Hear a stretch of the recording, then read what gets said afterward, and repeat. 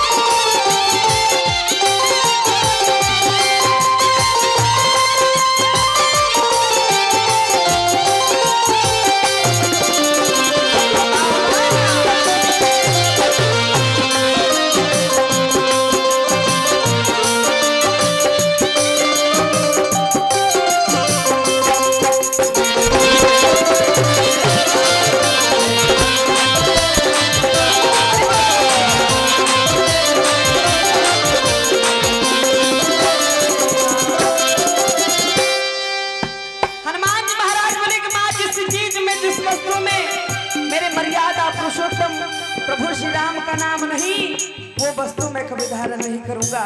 मैया जानकी जी के समक्ष इस भजन को गाते हैं।